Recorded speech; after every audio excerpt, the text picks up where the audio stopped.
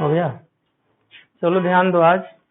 आज जो first paper चल रहा था कक्षा 12 का, उसके पहले लेसन में हम कल बता रहे थे कूलाम के नियम का सदिश स्वरूप vector form in coulomb law. Coulombs law में कल हम न्यूटन के गति विषयक तृतीय नियम की भी व्याख्या किए थे लास्ट में।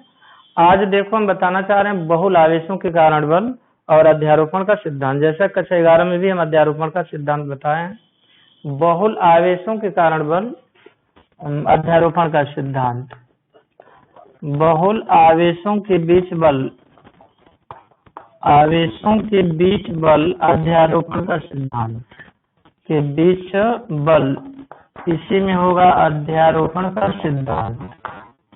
अध्यारोपण का सिद्धांत ध्यान देंगे। इसमें देखो मान लेंगे मूल बिंदु से एक Q1 चार्ज है, वेक्टर R1, इसका स्थिति जो यूनिट वेक्टर है, स्थिति सदिश है वेक्टर R1, और इसी मूल बिंदु से एक दूसरा चार्ज रखा गया है। दूसरा आवेश मान लो कि यहाँ से कितनी दूरी पर रखा गया है, तो ये R2 दूरी पर रखा गया है और ये चार्ज है Q2। इसी तरह से मान लो कि एक तीसरा आवेश हम ले रहे हैं, इसका स्थिति सदिश है वेक्टर R3, ये Q3 आवेश। इस तरह से बहुत से आवेश हम लेंगे। ये मान लेते हैं n में आवेश पर चार्ज है Qn और इसका स्थिति वेक्टर है ये वेक्टर Rn। तो अब इसके कारण जो देख रहे हैं बहुल आवेशों के बीच जो बल देखेंगे, Q1 के कारण Q2 पर, Q2 के कारण Q3 पर, फिर डैश डैश Q3 के कारण Qn पर देखेंगे। तो थोड़ा ध्यान देंगे। अब ये देख रहे हैं इसके कारण इस पर देखना होगा, तो यह दूरी जो लेंगे R12 लेंगे, मतलब इससे इस पर। अब इससे इस पर जब लेंगे तो दूरी भी होगा, मतलब Q2 Q3 के बीच की जो दूरी होगी वेक्टर R23 होगा। फिर यहाँ से जब लेंगे दो स्थिति वेक्टर, तो ये वेक्टर R3n होगा। इसके बीच तो Q1 Q2 के कारण सभी बलों का बीजगणितीय योग, सभी बलों को हम क्या करेंगे, सभी आवेशों के कारण लगने वाले बलों का योगफल करेंगे। तो Q1 के कारण Q2 पर होगा F12, F12 इक्वल्स होगा 1/4 पाई नॉट एप्सिलॉन के और इंटू Q1 Q2 अपान होगा वेक्टर, तो ये R12 का ये होगा स्क्वायर, और यहाँ होगा देखो थोड़ा सा ये जो देख रहे हैं इसमें थोड़ा सा विशेष ध्यान देना है। यूनिट वेक्टर भी लेंगे तो यूनिट वेक्टर होगा वेक्टर R1 तो यूनिट वेक्टर, क्योंकि ये वेक्टर है इधर भी वेक्टर होगा, इसलिए हम यूनिट वेक्टर का मतलब एकांक तो परिमाण वाला एक वेक्टर हम लिए हैं। इसी प्रकार तथा F23 जब देखेंगे तो यह 1/4 पाई नॉट एप्सिलॉन के इंटू Q1 Q2 अपान यहाँ होगा R23 का स्क्वायर, ये मॉड में होगा स्क्वायर, और इंटू ये होगा वेक्टर R23, यूनिट वेक्टर होगा R23। इसी प्रकार आवेश जो होगा Q3 के कारण Qn पर लगने वाला वैद्युत बल, इसी प्रकार आवेश लिखेंगे। इसी प्रकार आवेश Q3 के कारण Qn पर लगने वाला वैद्युत बल, इलेक्ट्रिक फोर्स, लगने वाला जो वैद्युत बल होगा, लगने वाला वैद्युत बल ये होगा F3n और इक्वल्स 1/4 पाई नॉट एप्सिलॉन के Q1 Q2 नहीं है Q2 Q3, यहाँ होगा Q3 Qn अपान मॉड वेक्टर लिखेंगे R3n का स्क्वायर और इंटू यूनिट वेक्टर में, तो ये यूनिट वेक्टर R3n। अब देखो सभी आवेशों के कारण बल जो होगा वही अध्यारोपण का सिद्धांत होगा। तो सभी आवेशों के कारण कुल बल क्या होगा, सभी आवेशों के कारण नेट बल के कारण परिणामी बल, चाहे नेट बल लिख सकते हैं, परिणामी बल F इक्वल्स टू हुआ सभी बलों का योगफल F12 plus F23 plus F plus dash dash, तो प्लस डैश डैश लिखेंगे कि F3N। अब इसमें देखो सभी बलों में कॉमन क्या हम लेंगे, तो कॉमन ये 1/4πε0 के सब में कॉमन है, इसलिए हम कॉमन ले लेंगे सब में 1/4πε0 कॉमन लेंगे और ब्रैकेट में जो बचेगा Q1 Q2 अपान वेक्टर R12 का स्क्वायर और into unit vector R12 cap plus इसमें होगा Q2 Q3 अपान मॉड वेक्टर R23 का स्क्वायर और इनटू ये हुआ वेक्टर R कैप 23 और प्लस डैश डैश इसके बाद Q3 QN अपान मॉड वेक्टर R3N का स्क्वायर और इनटू ये हुआ वेक्टर R3N।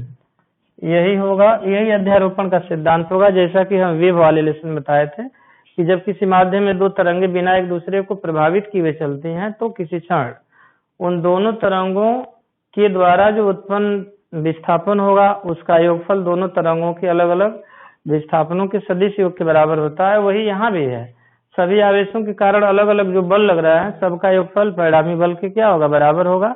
यही इसमें अध्यारोपण का सिद्धांत है।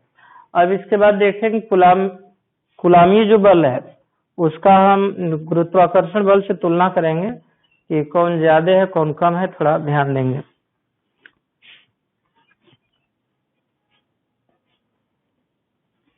वैद्युत बल की गुरुत्वाकर्षण बल से तुलना। वैद्युत बल की गुरुत्वाकर्षण बल से तुलना। गुरुत्वाकर्षण बल से तुलना।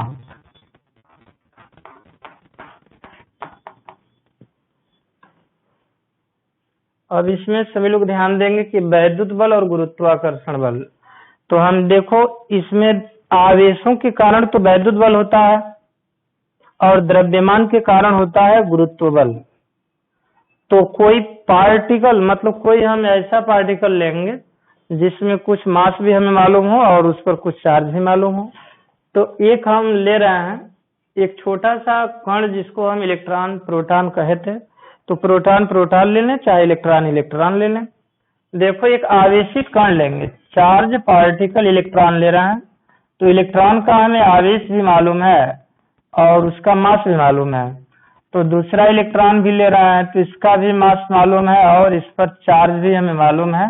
तो इन दोनों आवेशों के बीच की दूरी हम मान लेंगे कितना, तो r मानेंगे। अब ये जान रहे हैं कि आवेश जो होता है इक्वल टू 1.6 इंटू 10⁻⁻19 कूलम होता है। ये होता है कूलम चार्ज होता है और इसका मास अर्थात इलेक्ट्रॉन का मास तो एम ई से दिखाएंगे चाहे एम से भी हम दिखा सकते हैं इलेक्ट्रॉन का द्रव्यमान। तो इलेक्ट्रॉन के द्रव्यमान को जानते हैं कि 9.0 इंटू 10⁻31 kg होता है। तो इस मास के कारण तो गुरुत्व बल होगा, गुरुत्वाकर्षण बल होगा और आवेशों के कारण होगा वैद्युत बल। वैद्युत बल का नेचर स्वभाव दो तरह का, आकर्षण और प्रतिकर्षण। यहाँ सजातीय आवेश है इसलिए बल जो होगा प्रतिकर्षण होगा और जो मास के कारण बल लगेगा तो सिर्फ आकर्षण होता है, गुरुत्वाकर्षण सिर्फ आकर्षण होता है। तो यहाँ वैद्युत बल ध्यान दो, इलेक्ट्रॉनों के बीच लगने वाला वैद्युत बल, इलेक्ट्रॉनों के बीच लगने वाला वैद्युत बल लगने वाला जो वैद्युत बल होगा, वैद्युत बल इलेक्ट्रिक फोर्स होगा F से दिखाएंगे 1/4π0 और इंटू Q1 Q2 अपान R स्क्वायर हम बताए थे, लेकिन यहाँ Q1 Q2 की जगह पर E का स्क्वायर करेंगे अपान R स्क्वायर करेंगे, क्योंकि देख रहे हैं दोनों इलेक्ट्रॉन ही लिए हैं इसलिए Q1 भी E होगा और Q2 भी क्या होगा, E होगा।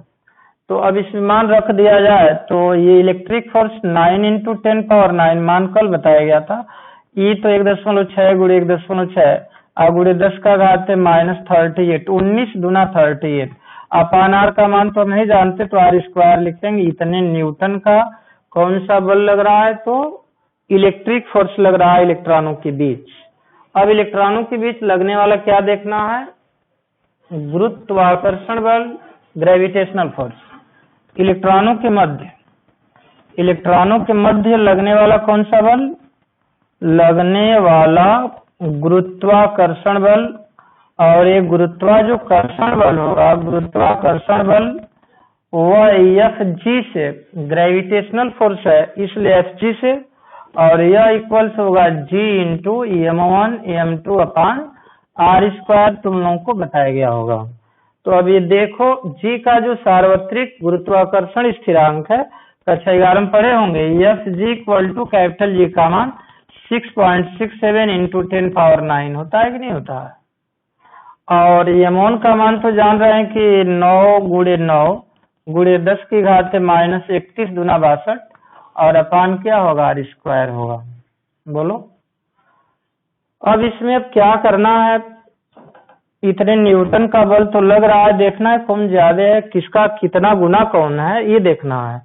तो ये एफ ई अपान यदि एफ जी कर दिया जाए तो देखो ये आर स्क्वायर तो कैंसिल हो जाएगा, कट जाएगा। एफ ई में देख रहे हैं कि 9 गुणे 1.6 गुणे 1.6 और गुणे 10 की घात है वो -38 से 9 है, तो यहाँ भी तो 9 है, 9 से 9 हम सीधे हटा दे रहे हैं। बोलो तो वो हट जाएगा, तो क्या बचेगा, -38 यहाँ लिख दे रहे हैं सीधे, और अपान ये होगा 6.67 इंटू 9 इंटू 9 इंटू 10⁻62।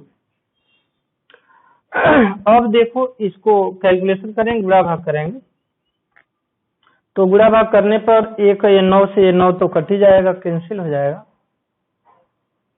बचेगा ये कैलकुलेशन करने पर। तो घात पर ही हम जाते हैं, 10⁻38 और -62 है, इसको यदि ऊपर ले जाते हैं तो प्लस हो जाएगा, 38 को माइनस कर दिया जाए तो कितना होगा, या देखो एफ इलेक्ट्रिक फोर्स अपान ग्रेविटेशनल फोर्स, ये लगभग बराबर हम कर रहे हैं, करेक्ट नहीं होगा क्योंकि इसका कैलकुलेशन नहीं हो रहा है, केवल हम पावर का ही कर रहे हैं। तो 10 पावर कितना कर दें, 62 में से 38 घटा दो, 38 घटाएंगे तो 24 आ जाएगा, नहीं 31 दूना 62 तो हुआ, 24 नहीं आना चाहिए, वो लगभग 44 के करीब आना चाहिए। 10 पावर 43 गुना ज्यादा होता है, 31 kg तो दोनों में है तो सेम हुआ, और 19 दूना 38 हो गया, इसका मान इतना होता है। क्या इसका मान इतना होता है, 6.7 इंटू 10⁹। कैपिटल जी का मान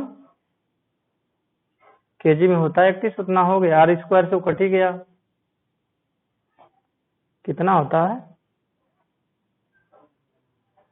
सार्वत्रिक गुरुत्वाकर्षण जो स्थिरांक होता है 6.67 इंटू 10 पावर कितना होता है, -11 होता है, -11 होता है ये, तब सही होगा, -11। अब इसमें जोड़ो, अब सही आएगा। अब इसमें तो इसमें भी तो 9 इसमें बढ़ रहा है, अब देखो यहाँ तो यहाँ 38 और यहाँ 9, तो क्या होगा यहाँ 29, 10 पावर -29 होगा, और यहाँ 10 पावर अब देखना है, तो 10 पावर जब देखेंगे यहाँ तो ये 70 हो जाएगा 3, ये 73 हुआ। अब ये 73 जब ऊपर जाएगा तो वो प्लस में होगा, अब घटाएंगे तो देखो इसमें ये 9 है तो 13 में से 9 घटाएंगे तो 4 हो जाएगा यहाँ कि नहीं होगा, और यहाँ कितना बचा, यहाँ बचा 6 में से 2 तो 4, अब सही है। इतना गुना होता है 10 पावर, लगभग 44 गुना।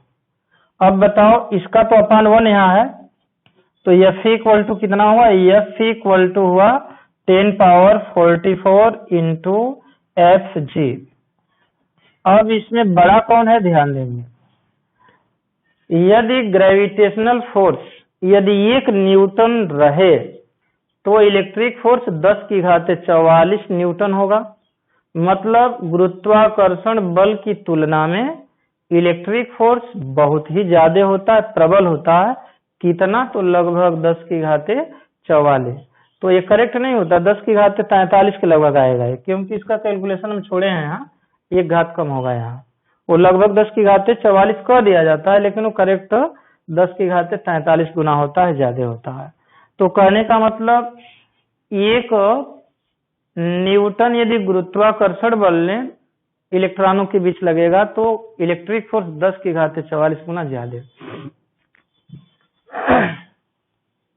अब इसमें ध्यान देंगे 10 पावर तो देख रहे हैं 44 गुना ज्यादा हो रहा है इलेक्ट्रिक फोर्स, और व्यवहार में देखा भी गया है इलेक्ट्रिक फोर्स बहुत ही प्रबल होता है वैद्युत बल की तुलना में, गुरुत्वाकर्षण बल की तुलना में।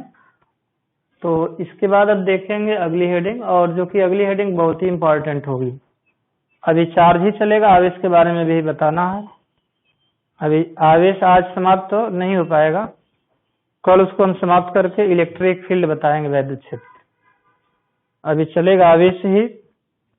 तो अब विशेष ध्यान देना इसके बाद आवेश का वितरण, जैसा कि हम कल कहे थे कि आवेश का वितरण भी होता है, आवेश वितरित होता है।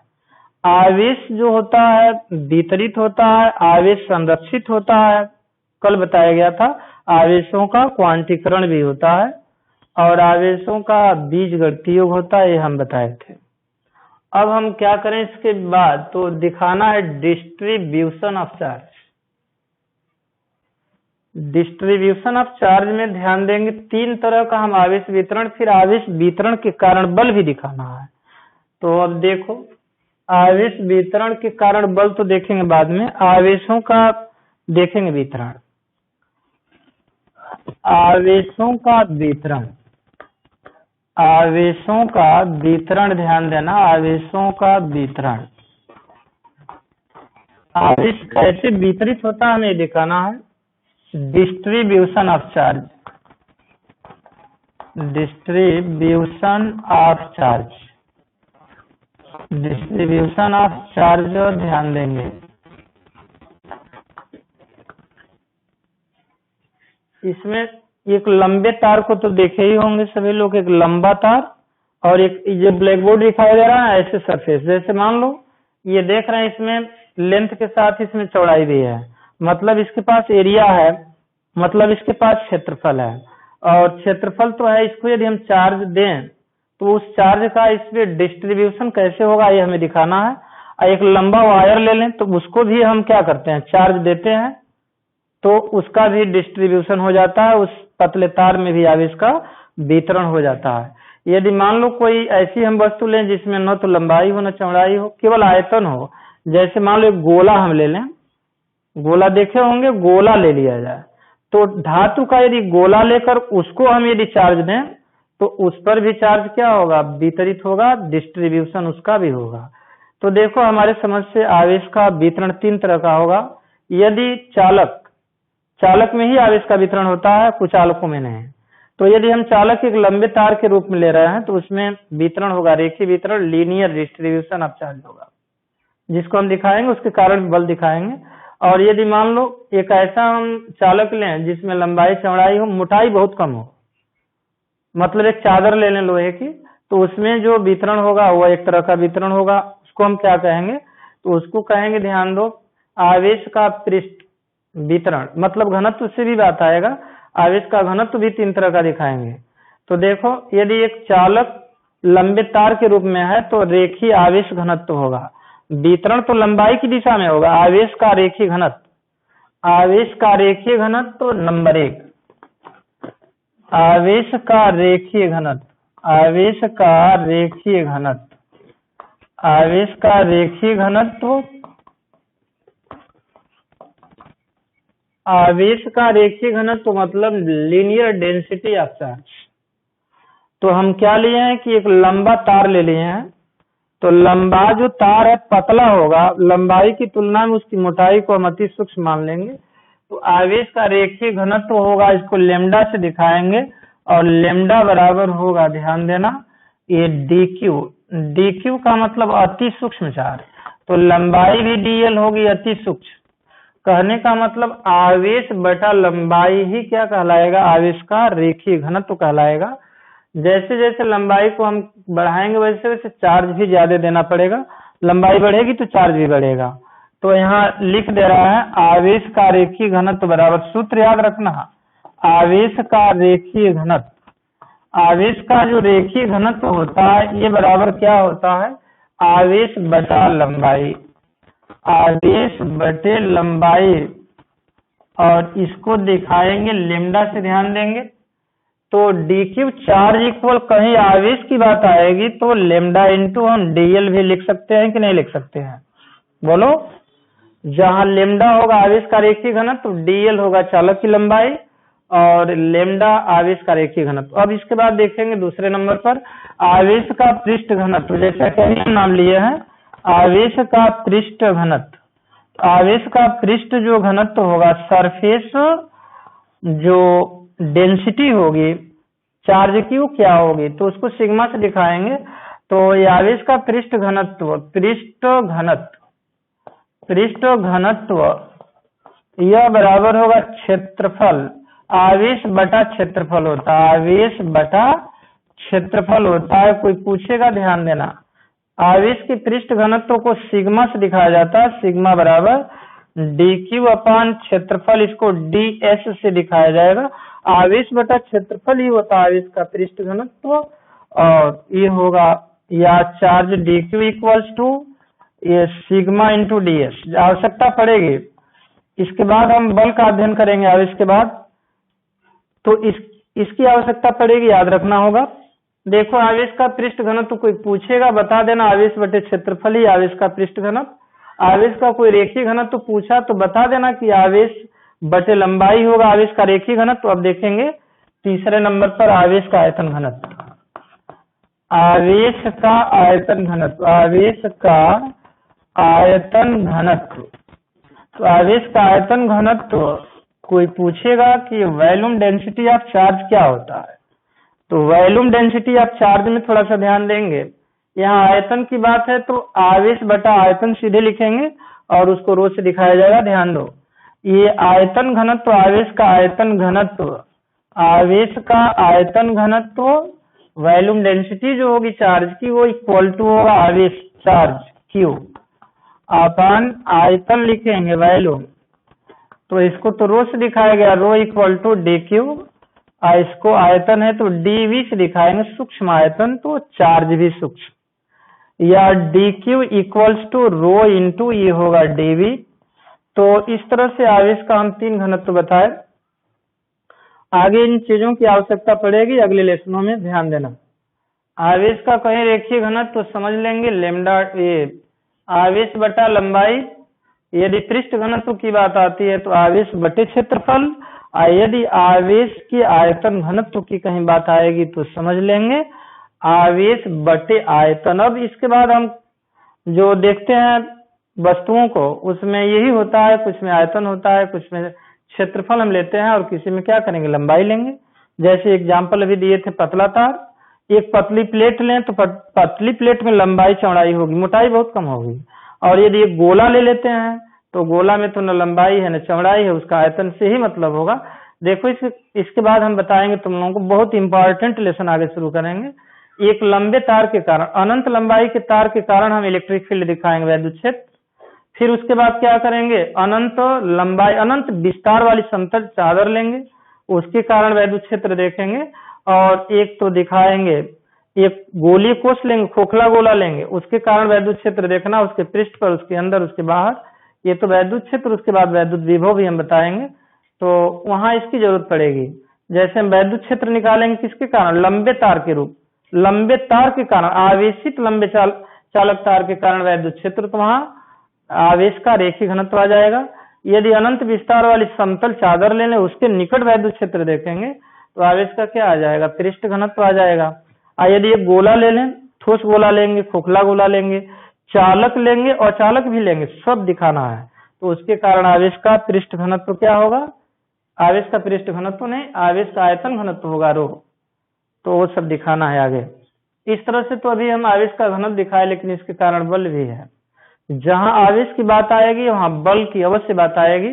तो देखो एक बार क्या करेंगे, आवेश का जो रेखीय घनत्व है, कहने का मतलब आवेश का जो रेखीय घनत्व है उसके कारण भी बल देखेंगे, पृष्ठ घनत्व के कारण भी बल देखेंगे, और ये आयतन घनत्व के कारण भी बल देखना है। मान लिया जाएगा एक परीक्षण आवेश होगा। परीक्षण आवेश का मतलब परीक्षण आवेश पर ये आवेश का जो रेखीय घनत्व होगा उसके कारण बल, आवेश के रेखीय घनत्व के कारण परीक्षण आवेश पर बल लगेगा, फिर आवेश के पृष्ठ घनत्व के कारण भी परीक्षण आवेश पर बल लगेगा, आवेश के आयतन घनत्व पर भी वो बल लगेगा परीक्षण आवेश पर। तो सभी बलों का अध्ययन करके उसके बाद तो हम इलेक्ट्रिक फील्ड वैद्युत क्षेत्र शुरू करेंगे, कल शुरू होगा। टाइम क्या हो गया? आधा घंटा हो गया। हाँ